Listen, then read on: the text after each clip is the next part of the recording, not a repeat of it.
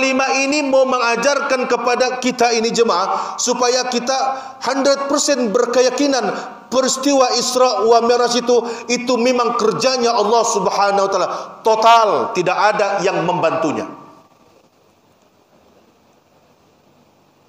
Lalu Allah Subhanahu wa taala bilang gini li, Asra.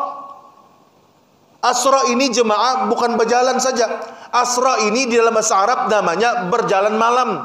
Maka sebab itulah umatnya Nabi Musa alaihissalatu wassalam itu, umatnya kaum dia apa? Bani Israel, kaum yang berjalan malam saja kerja dia.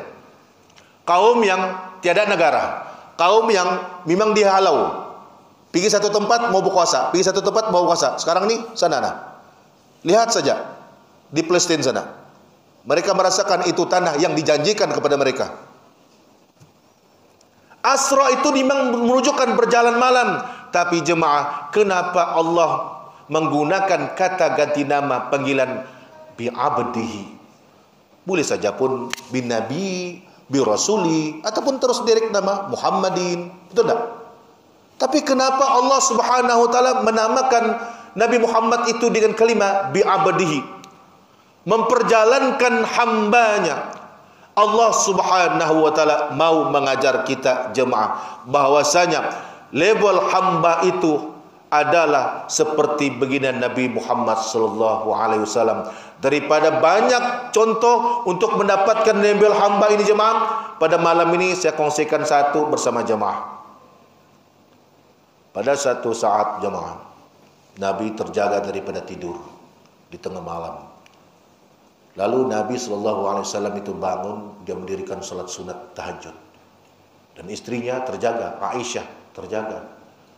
Ketika Aisyah terjaga, Nabi masih salat. Lalu Aisyah tidur balik. Dan tidak lama selepas itu Aisyah terjaga. Dan dia tengok Nabi masih berdiri lama lagi. Dia sambung tidur lagi. Ketika dia sambung tidur, Aisyah terjaga lagi. Dia lihat Nabi sedang sujud lama. Dia tunggu itu lama betul. Jadi tidurlah, saya baliklah. Dia tidur lama. Sekali dia terbangun, dia lihat Nabi baru selesai solat. Aisyah respon, wahai Rasul, sedang-sedang saja. Ini bukan tajuk lagu dangdut, sedang-sedang saja. Istilahnya biasa-biasa saja. Kenapa Aisyah respon begitu? Karena kita sudah tahu kan, kita sudah maklum, Nabi Muhammad itu maksum, dia tidak berdosa dulu, kini, selamanya. Nabi Muhammad SAW itu memang sudah penghulu para nabi, orang yang mula-mula akan masuk surga. Tidak ada nabi yang akan masuk surga dahulu, melainkan Muhammad dulu akan masuk surga. Tidak ada umat terdahulu masuk surga. Umat ini dulu masuk surga, baru umat terkemudian masuk surga. Nabinya sangat luar biasa, maka umatnya pun ikut serta luar biasa. Kata ulama, apabila kita ini dikhabarkan berkenaan tentang berita gembira, maka hendaklah kita merespon kegembiraan itu. Maka gembiralah kamu. Wajah gembira, Allah Akbar, kita ini masuk surga awal pula. Yakin masuk surga? Yakin? Yakin, bah? Kita ini jemaah yang dimuliakan Allah Subhanahu wa taala adalah umat yang punya potensi masuk akan surga Allah Subhanahu wa taala. Percaya? Kenapa? Nabi sallallahu alaihi wasallam itu yang menyatakan. Kata begini Nabi Muhammad sallallahu alaihi wasallam, ketika dia hampir-hampir mau wafat, dia bertanya kepada malaikat Jibril, "Ya Jibril, apa hakku di depan Allah Subhanahu wa taala?" Maka apa kata Jibril? "Wahai ya Muhammad, ruhmu yang suci ini dinantikan oleh para malaikat, pintu surga itu terbuka seluas-luasnya."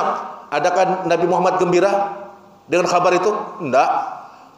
Ya Jibril, bukan itu yang ku mau tahu. Khabarkan kepadaku berkenaan tentang hak umatku di depan Allah Subhanahu wa taala. Maka apa jawab Jibril? Ya Muhammad, aku telah mendengar akan Allah Subhanahu wa taala berfirman, diharamkan surga itu dimasuki oleh umat-umat terdahulu sebelum umat kau masuk. Kata begini Nabi Muhammad sallallahu alaihi wasallam, barang siapa yang mengimani, meyakini ketika dia hidup sampai dia mati kalimah la ilaha illallah, maka syurga bahagian dia. Dalam riwayat yang lain kata baginda Nabi Muhammad sallallahu alaihi wasallam, barang siapa yang meyakini, percaya ketika dia masih hidup sampai dia mati kalimah la ilaha illallah Muhammad Rasulullah, syurga bahagian dia. Kita ini merupakan umat yang punya potensi masuk syurga Allah Subhanahu wa taala, jemaah.